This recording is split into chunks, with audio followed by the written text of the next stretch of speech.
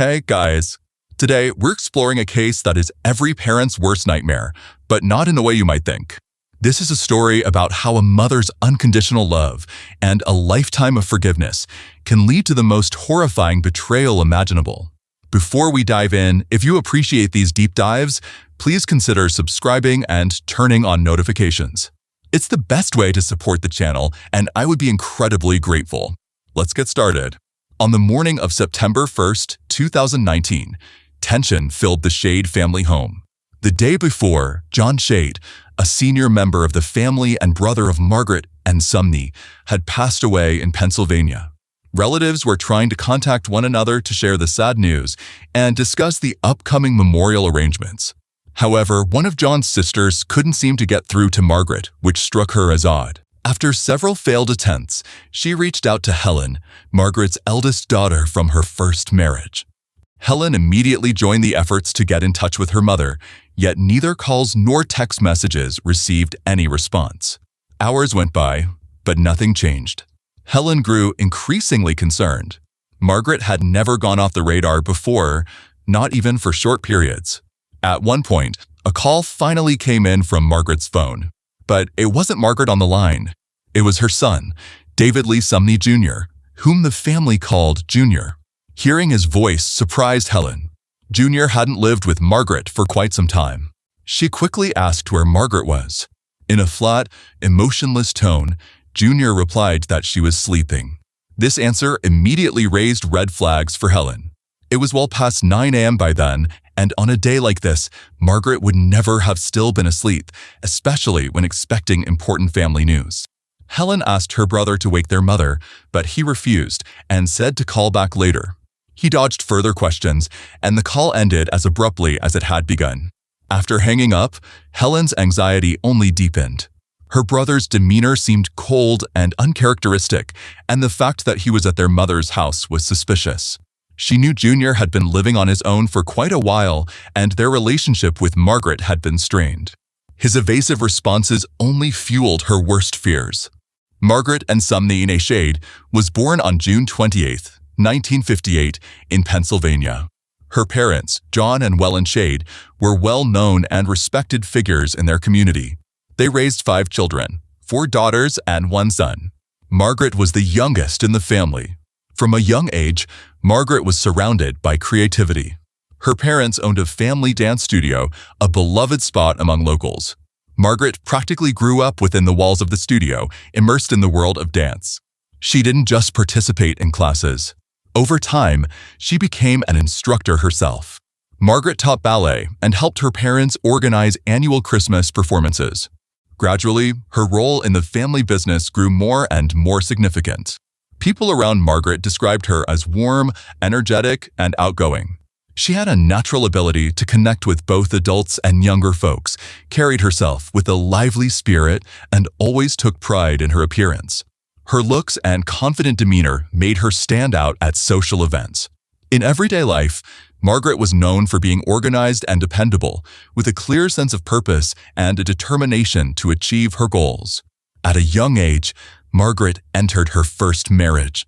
She tied the knot with John Joseph Thierry. However, their union was short-lived. The relationship faltered as John grew distant, showed little involvement with the family, and avoided taking on responsibilities. Their marriage eventually ended in divorce. From this marriage, Margaret had 2 daughters, Helen, the elder, and Peg, the younger. With the arrival of her daughters, Margaret's priorities shifted. Raising them became her life's main focus. After the divorce, the responsibility of raising her daughters fell entirely on Margaret's shoulders. Their father played little to no active role in their upbringing, so Margaret had to balance working and caring for her daughters alone. She had no outside help. At that time, her family was still running the dance studio, which allowed her to combine her role as a mother with her professional activities. Despite the challenges, Margaret managed well. Helen and Peg grew up in a stable environment, an atmosphere that emphasized discipline without harshness. After spending several years on her own and navigating difficult relationships, Margaret eventually met David Lee Sumney, a dentist with a standout career and an impressive background. He was charismatic, successful, and had a magnetic personality. A Harvard graduate, David possessed not only expertise, but also charm. His professional success was notable, and it added to the confidence he exuded as a potential life partner. Their relationship blossomed quickly. David proved to be attentive, caring, and steady, soon becoming not just Margaret's friend, but her trusted companion. In 1986, just a few years after they met, the couple decided to make their relationship official. They got married, and for the first time, it seemed Margaret had found the stability that had been missing from her earlier life. Life with David was anything but ordinary. Their home in Pennsylvania wasn't just beautiful. It was spacious, modern, and tastefully decorated. Their financial stability allowed them to live comfortably without constant worry. Margaret, Helen, and Peg enjoyed the benefits of a comfortable life, and their house became a symbol of their family's success. In 1989, Margaret and David welcomed a son, David Lee Sumney Jr. This event marked an important new chapter for the entire family. David Sr. took an active role in raising his son while also supporting Margaret's daughters. He quickly earned their trust, becoming a genuinely caring stepfather. Even though Helen and Peg were already growing up, he invested time and attention in their lives, nurturing their interests and needs. To the outside world, their family seemed perfect. A successful husband, strong bonds between all family members, and an evident love that held everything together.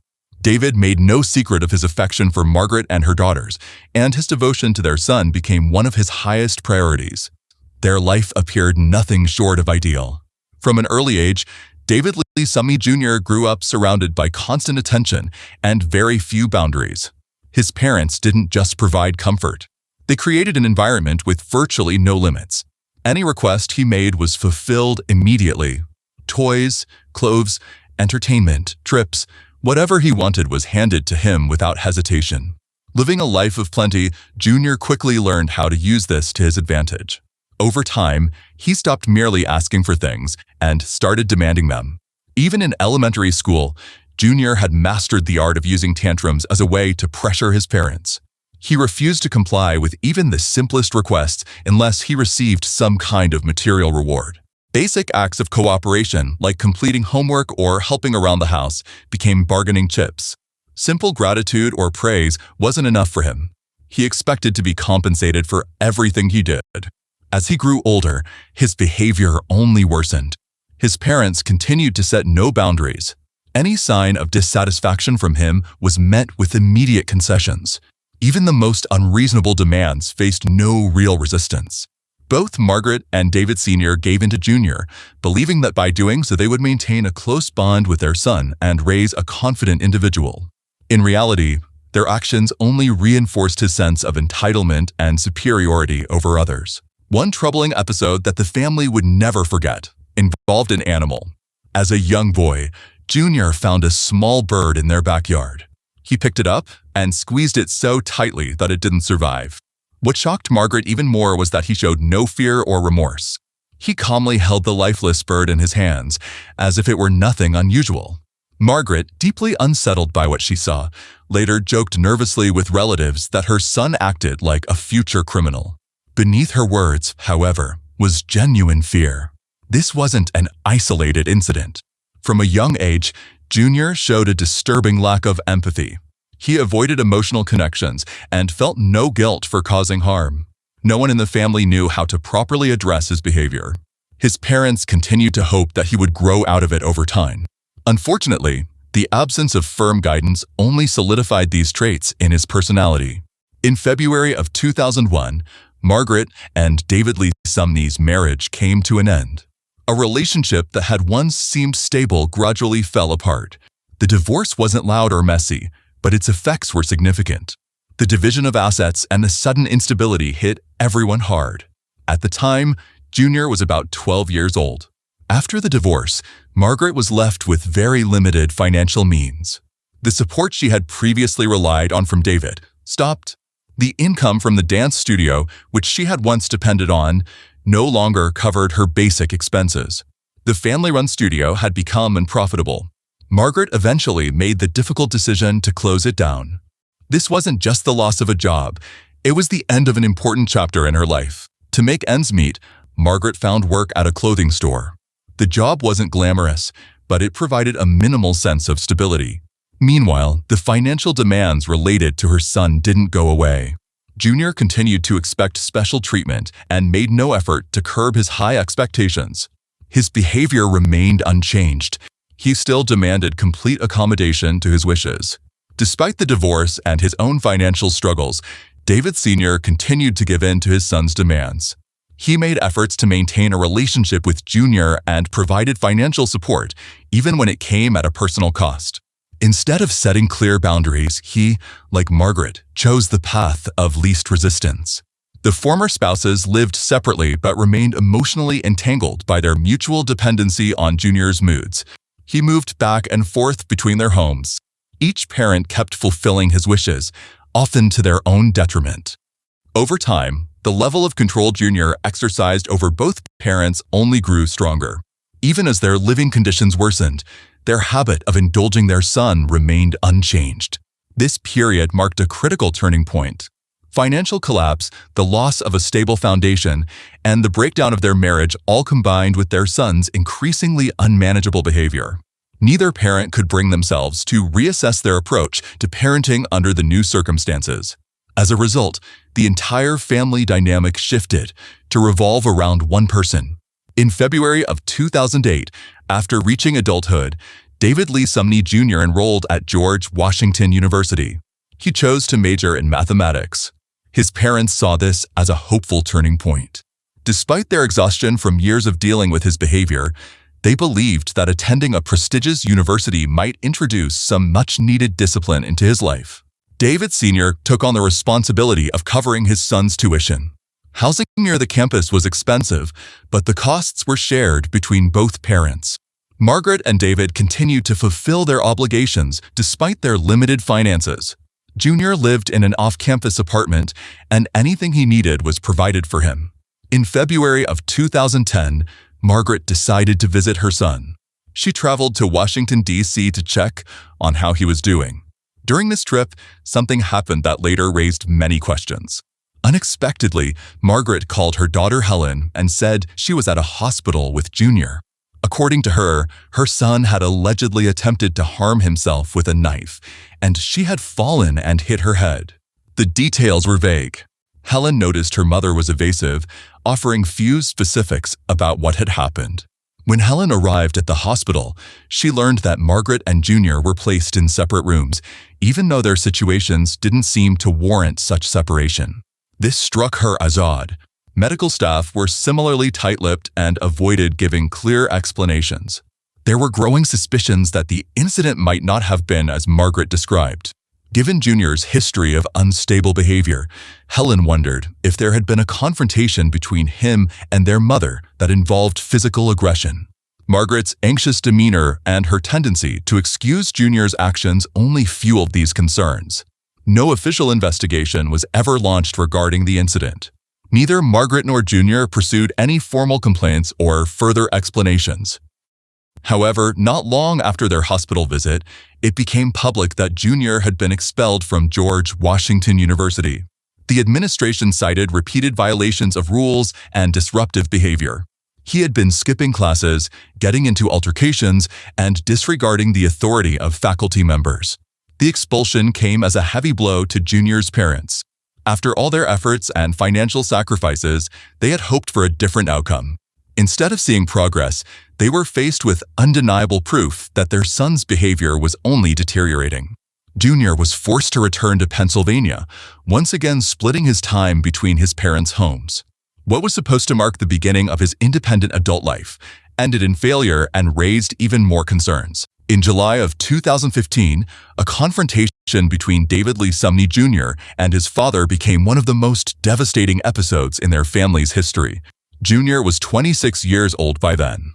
He was no longer in school, wasn't working, and continued to rely entirely on his parents for financial support, with little regard for their circumstances. That day, Junior demanded money from his father to fund a trip. The amount he asked for was substantial. David Sr., who by that time was struggling with his own financial difficulties, simply couldn't meet his son's demands. He explained that a vacation wasn't possible because he didn't have the money. But Junior refused to accept this answer. Instead of ending the conversation, he escalated it, yelling and issuing threats. The argument turned physical. Junior attacked his father using brute force. He struck him repeatedly, even after David Sr. was no longer able to fight back. Neighbors, alarmed by the sounds of shouting and a struggle, called emergency services. When officers arrived, they found Junior still on top of his father, continuing to strike him. David Sr. suffered serious injuries. Medical staff documented brain hemorrhaging, spinal damage, and multiple bruises. He was rushed to the hospital in critical condition. After examination, doctors concluded he would need round-the-clock care. From that point on, David Sr. could no longer walk independently. He was eventually transferred to a nursing facility and was unable to return to work. Junior was arrested at the scene. Charges were filed, but the legal classification of the incident caused confusion and frustration among family members. Rather than being charged with attempted murder, authorities charged him with aggravated assault. Despite the severe consequences, the court set a bond, and Junior was released shortly thereafter. The victim himself was too debilitated to participate in legal proceedings. Once again, Junior avoided serious accountability. This incident shattered any remaining illusions the family had that his behavior could be controlled. After attacking his father and spending only a brief time in custody, Junior continued to evade meaningful consequences. Despite the severity of his actions, he remained free and behaved as if nothing had happened. Shortly afterward, he began telling family and friends that he had enlisted in the U.S. Navy. He claimed he had been selected for a position that emphasized discipline and order. Margaret, despite all the troubling events of the past, wanted to believe him. She was relieved to think her son had finally found a stable and respectable career path. Her understanding of military service aligned with the image of a strict, disciplined environment where individuals must follow orders and adhere to structure. For her, it represented a chance for redemption. However, no official confirmation ever surfaced. Family members tried to verify Junior's claims, but all information came solely from him. He never showed any documents, didn't wear a uniform, and avoided sharing any verifiable details. All efforts to obtain proof ended with vague answers. At the same time, Junior started focusing heavily on strength training. His physical appearance changed dramatically in a short time. He became much larger, gaining significant muscle mass, and his imposing presence became even more intimidating. Standing close to 6.5 feet tall, his size alone was enough to instill fear in those who had already witnessed his aggressive behavior. The changes in Junior's appearance were accompanied by shifts in his behavior. He became increasingly irritable, lost control over his aggression, and often resorted to threats. Conversations with him became unpredictable. He carried himself with an air of superiority, frequently implying that he could resolve any disagreement through force, and demanded unquestioning compliance from those around him. Family members, including his sisters, began expressing doubts about his supposed military career. Some openly pointed out that his behavior was inconsistent with the discipline expected of a service member. Junior responded harshly to such remarks, sometimes using intimidation tactics to silence any questions. He worked hard to prevent discussions that might challenge his version of events. In November of 2016, another disturbing incident occurred at Margaret Sumney's home involving her son. This time, it happened at night. Intoxicated, Junior entered his mother's bedroom while she was sleeping and began to strangle her. He attacked suddenly, using significant physical force. Given his size and strength, Margaret had almost no chance of resisting. She woke up struggling for air, his hands pressing tightly around her neck. He didn't say a word. Her only option for survival was to break free and scream. Eventually, Junior let go and returned to his own room. Margaret immediately called emergency services. When officers arrived, they found Junior asleep in a nearby room, heavily intoxicated. Police documented clear signs of assault. Margaret had visible marks on her neck and bruises around her ribs. She told the officers that her son had tried to strangle her, mentioning that he had said something about it being a technique used in the Marine Corps. This claim raised additional suspicions, but at the time, the primary focus was on the assault itself. Junior was arrested at the scene. Prosecutors filed charges for domestic violence with aggravating factors. However, early in the proceedings, Margaret approached the authorities with a request not to classify her son's actions as a serious criminal offense. She argued that she didn't want her son's future to be permanently damaged by a felony conviction, citing his alleged career in the U.S. Navy as a reason. She asked for the charges to be reduced, claiming that Junior had acted under the influence of alcohol and was not fully aware of his actions. In her view, he needed treatment, not incarceration. These pleas convinced the investigators and altered the course of the case. As a result, Junior's charges were downgraded from criminal to administrative, with the main charge being domestic aggression. He avoided a significant prison term and was released shortly afterward. During the court proceedings, a critical detail came to light. An official background check conducted after the incident revealed that Junior had never been enlisted in the U.S. Navy. His claims of military service were fabricated. He had never been recruited, registered, or associated with any military branch. Junior's false narrative about serving in the military, which he had shared not just with Margaret, but with other relatives as well, had been a deliberate manipulation. It was crafted to justify his behavior and bolster an image of a disciplined, goal-driven adult. In reality, beneath that facade was someone prone to aggression, alcohol abuse, and violence toward those closest to him. Despite this revelation, Margaret's attitude toward her son did not change. She continued to hold on to the hope that he could still turn his life around.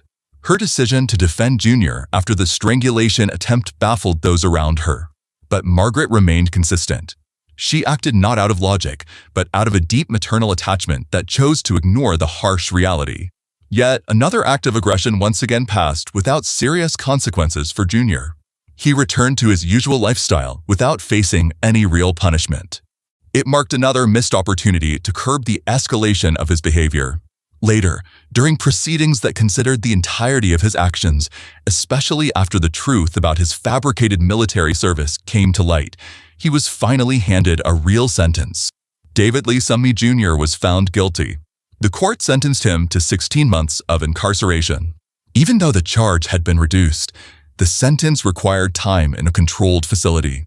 It was the first official punishment he had ever faced.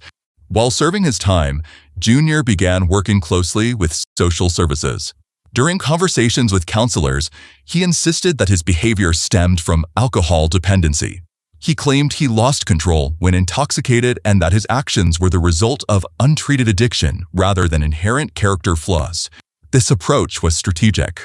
He understood that presenting his issues as a medical condition could lead the court and social services to view his case more sympathetically.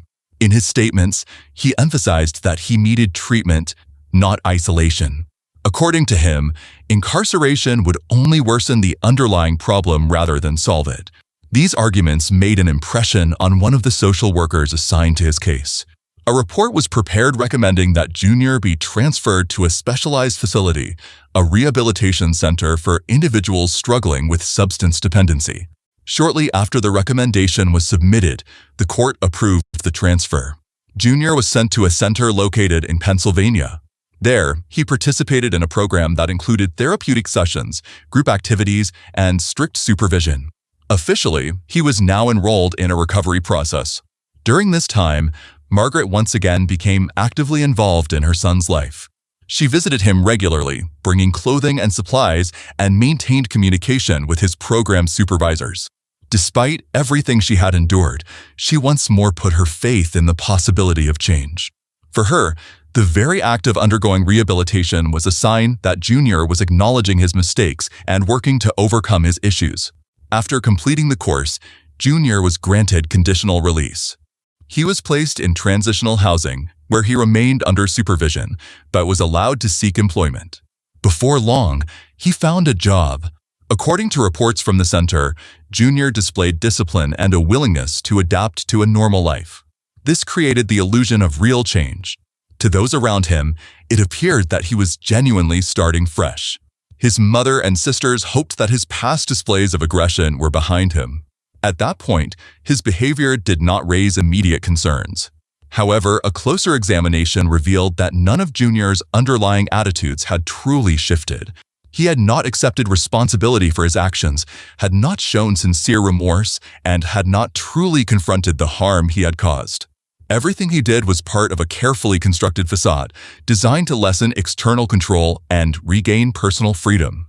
In August of 2018, David Lee Sumney Jr. passed away at the age of 74. His medical records did not specify an exact cause of death.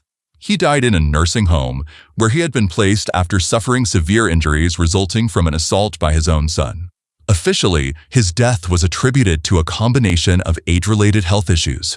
However, family members had no doubt that the events of 2015 marked the beginning of his physical and emotional decline. After the attack, his condition deteriorated sharply, and he was never able to recover. Brain trauma, spinal injuries, chronic pain, and reduced mobility turned his final years into a prolonged and painful existence. He lost the ability to live independently, could no longer work, and became entirely dependent on outside care. Although the family did not openly discuss the situation, the understanding that Junior had been the catalyst for the tragedy was shared by all.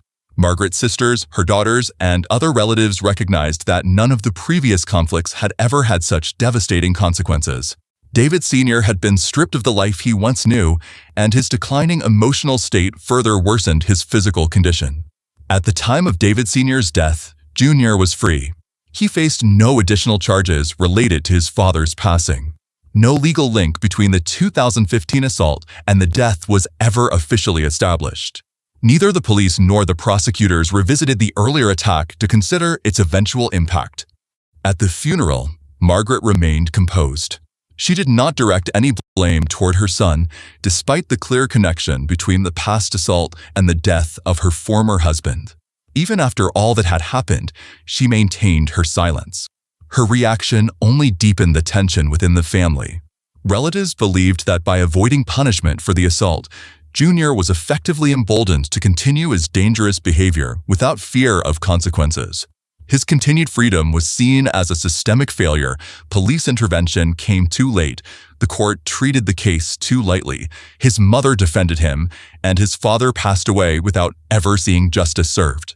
In 2019, David Lee Sumney Jr. met a new woman through a dating app. Her name is not disclosed in the case materials, as she chose to remain anonymous while providing her testimony. Their relationship developed quickly. Before long, she moved in with him. At first, everything seemed positive. Junior was attentive, polite, and showed restraint, creating the impression that he had changed. However, his behavior soon shifted. He began imposing strict rules, controlling her every move, and demanding obedience. Any attempt at disagreement would trigger irritation and aggression. During their time living together, the woman noticed suspicious activities. Junior kept checks issued in his mother's name and used them to make purchases. When she questioned the legality of this, he claimed that Margaret was allegedly suffering from a mental health condition and could not manage her finances, and that he was merely helping her pay bills. Junior frequently forged her signature on checks. There were no legal documents confirming that Margaret had been deemed incompetent, nor was there any power of attorney authorizing him to act on her behalf. When the woman suggested handling the matter legally, Junior dodged the conversation, blaming slow bureaucratic processes. Although she suspected he was lying, she did not have enough evidence at the time to contact law enforcement. When the relationship deteriorated and she decided to leave, Junior could not accept the rejection. He persisted in trying to reconcile, continued to send messages, and showed up uninvited. After another rejection, he decided to use force. He lured his former partner to a hotel room in Atlantic City, where he held her against her will. Over the course of several days, Junior subjected the woman to aggressive behavior. She endured beatings, psychological intimidation, and restrictions on her movements. On multiple occasions, Junior strangled her until she lost consciousness. At one point, he believed she had passed away and left the hotel room. She remained unconscious, severely injured, and without access to medical help. For 3 consecutive days, hotel staff noticed that the "Do Not Disturb" sign remained on the door. A housekeeper, breaking protocol out of concern, entered the room and found the woman in critical condition. She was rushed to the hospital, and thanks to emergency medical intervention, her life was saved. Police quickly identified Jr. as the suspect. An arrest warrant was issued. However, due to an internal administrative error, the documents were not uploaded to the federal database in time. This technical mistake allowed Jr. to leave Atlantic City and return to Pennsylvania without immediate apprehension. By the time authorities realized the extent of the crime, he had already crossed state lines. Technically, the court order had been issued on July 16, 2019, but it was never entered into the national search system. As a result, when Jr. was later detained in Pennsylvania on unrelated charges, officers failed to link him to the serious offense committed in Atlantic City. He was released because he was not listed as a fugitive in the federal database. This error represented a major breakdown in interagency communication. A potentially dangerous individual remained free following a violent assault on a woman. The consequences of this mistake would prove catastrophic. Soon, Jr. would commit an even more brutal crime. On September 1, 2019, the Shade family suffered a loss. Margaret Sumney's brother, John Shade, passed away. Family members began calling each other to share the news and coordinate funeral arrangements.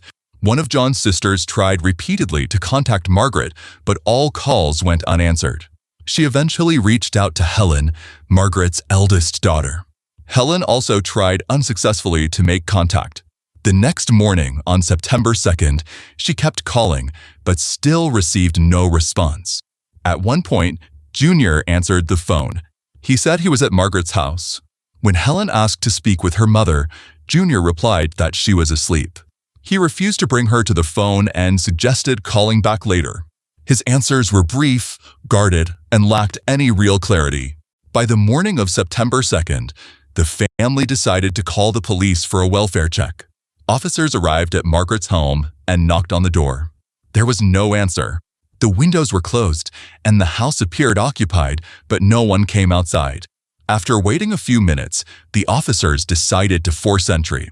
Upon entering, they immediately noticed a strong odor and signs that something serious had happened.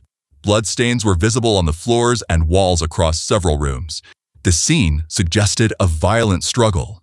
Towels with dark brown stains and drag marks across the floor indicated attempts to conceal what had occurred. Margaret was found upstairs, in the bathroom. She was in the bathtub and showed no signs of life. Based on her condition, it was clear she had been deceased for more than 24 hours. Her body displayed multiple injuries, particularly to her head and neck. The position of the body, the nature of the injuries, and the extensive amount of blood throughout the home all pointed to a violent death. While inspecting the surrounding rooms, officers found a metal sickle with dark stains on the blade. It was located outside the bathroom, suggesting it had been used before the body was placed in the tub. Additionally, they discovered that a revolver previously registered to Margaret was missing. Only an empty box of ammunition remained in one of the drawers. These findings further strengthened suspicion towards someone with direct access to her home. The crime scene was classified as an area of extreme severity. Forensic specialists began meticulously documenting the evidence. The distribution of blood across various rooms, the volume of it, and the scattered items all pointed to a prolonged act of violence and attempts to cover up what had happened.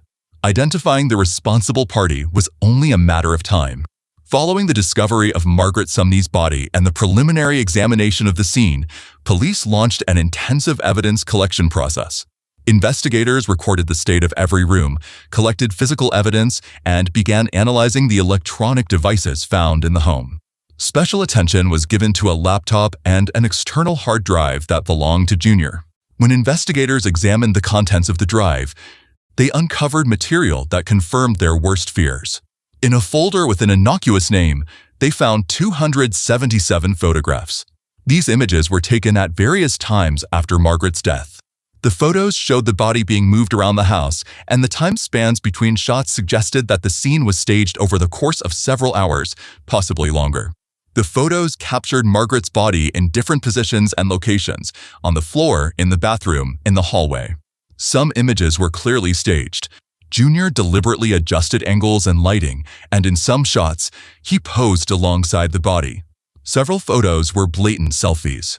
Junior looked directly into the camera, wearing a neutral or even smug expression, with no attempt to conceal his involvement. The deliberate setup of the photos and the sheer number of them ruled out any notion of an emotional outburst. His actions were systematic, calculated, and not impulsive. Technological analysis confirmed that the photos were taken at intervals and, in some cases, with the use of a timer. Everything pointed to premeditated behavior, rather than a crime of passion. On the laptop's browsing history, investigators found search queries made the day before and after the estimated time of death. The searches included detailed instructions on how to clean up after acts of violence, chemical methods for removing biological evidence, and the decomposition timeline of human remains at different temperatures. There were also articles on how to avoid detection in residential settings. These findings completely ruled out the possibility of an accident. Junior had actively researched how to commit a crime and hide its consequences. Moreover, he clearly did not expect the body to be discovered quickly. The search history suggested preparations for an extended concealment, including information about mummification, odor control, and the breakdown of tissues over time. Investigators described the scene as one of the worst they had ever encountered. The chaotic blood splatters, attempted cleanup, drag marks, and massive amount of digital evidence made the case exceptionally gruesome and cold-blooded, a psychological person devoid of empathy, highly calculating, and without moral boundaries. After the discovery of the body and digital evidence, suspicion fully centered on Junior.